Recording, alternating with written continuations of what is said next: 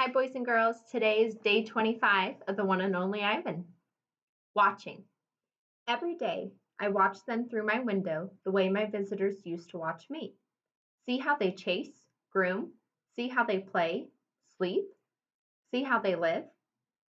They're graceful the way Stella was, moving just enough, only as much as they need.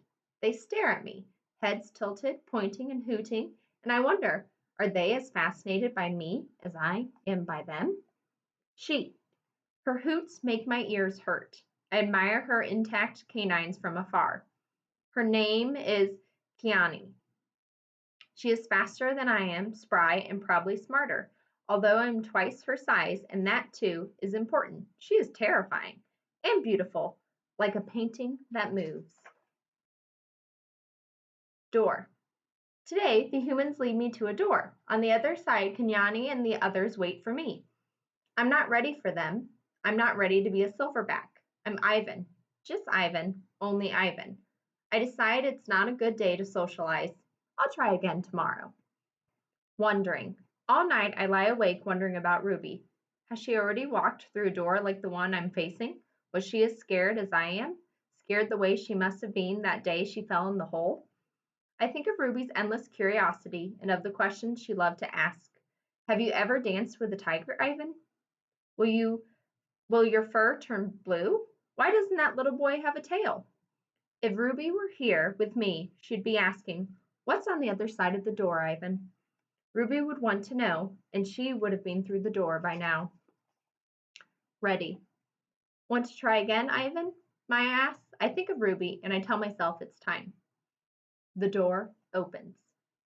Outside at last. Sky, grass, tree, ant, stick, bird, dirt, cloud, wind, flower, rock, rain. Mine, mine, mine. Oops. I sniff, approach, strut a bit, but the others don't welcome me. They have sharp teeth and loud voices. Did I do something wrong? Kenyani chases me. She throws a stick at me. She corners me. I know that she's testing me to see if I'm a true silverback, one who can protect her family. I cower and hide my eyes. Maya lets me back in my cage. What it was like. I lie awake and try to remember what it was like being a gorilla. How did we move? How did we touch?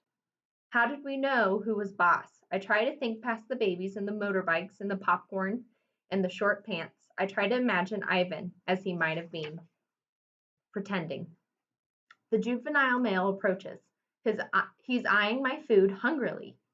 I imagine a different Ivan, my father's son. I grumble and swat and swagger. I beat my chest till the whole world hears. Kenyani watches, and so do the others. I move toward the young upstart, and he retreats, almost as if he believes I'm the silverback I'm pretending to be. Nest. I'm making a nest on the ground. It isn't a true jungle nest. The leaves are inferior and the sticks are brittle. They snap when I weave them in place. The others watch, grunting their disapproval. Too small, too flimsy, an ugly thing to see. But when I climb into the leafy cradle, it's like floating on treetop mist. Here's an illustration.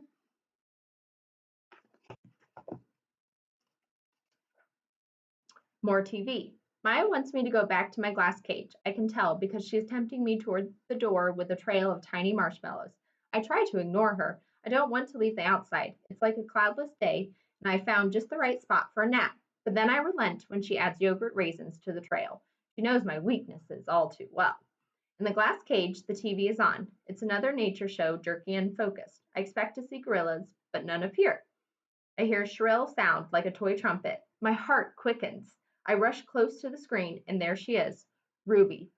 She's rolling in a lovely pool of mud with two other young elephants. Another elephant approaches. She towers over Ruby. She strokes Ruby, nudges her. She makes soft noises. They stand side by side just the way Stella and Ruby used to do. Their trunks entwine, and I see something new in Ruby's eyes. I know what it is. It's joy. I watch the whole thing, and then Maya plays it again for me and again. At last she turns off the TV and carries it out of the cage. I put my hand to the glass. Maya looks over. Thank you, I try to say with my eyes. Thank you.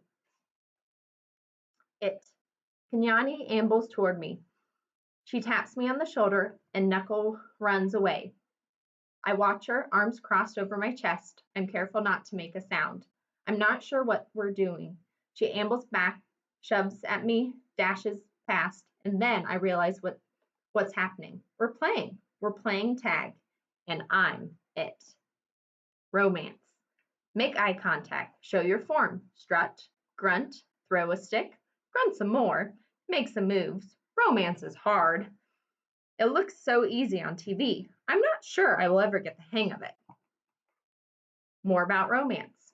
I wish Bob were here. I could use some advice. I try to recall the romance movies we've watched together. I remember the talking, the hugging, the face licking. I'm not very good at this, but it's fun trying. Grooming.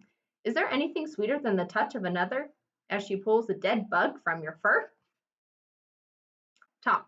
Gorillas aren't chatty like humans, prone to gossip and bad jokes, but now and again we swap a story under the sun.